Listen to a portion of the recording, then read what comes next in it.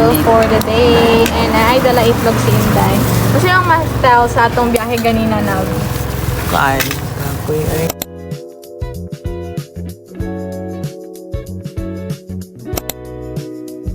Mag-hike kami guys padulong sa Mount Love and nanami sa siguro katunga na siguro.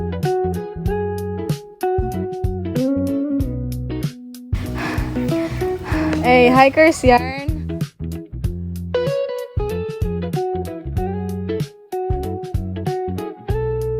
Worth it kayo among pag-hike. Cause look at that.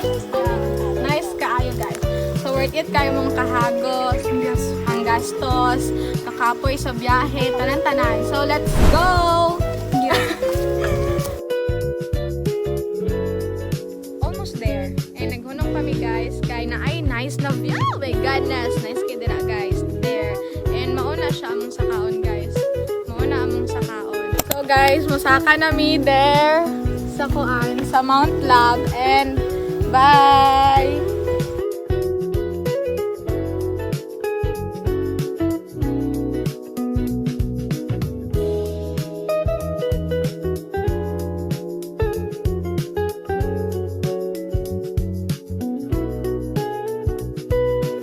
We're back!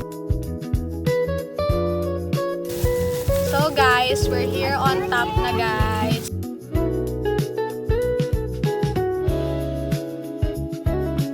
Ayog ang backload ha. Nag-enjoy kamay naman niya ako ni promote sa TikTok. Isa pa tang pwede ma-promote sa TikTok.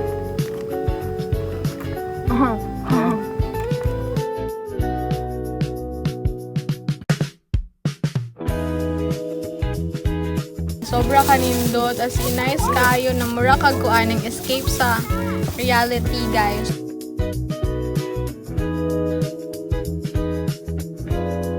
It's so nice to be here. Then wala siya entrance guys and sobra ka peaceful, calming, lahat-lahat dayon. Wala ka siya kahoy pero pag saka mo daghag kahoy pero pag nanadyo ka sa mountain jud na tuktok wala ka siya kahoy guys which is mo nay naka nice and makita jud nimo ang tanang view guys as in tanan. We're going home na and kapoy kayo pa na jud guys. Sakit kaya akong tingin. Ayan na sila sa ubos. Yan. Inana sila kabagtik. Kung dool-dool lang bitaw mi kulian guys. Mag-stay kami longer there but we have to go home.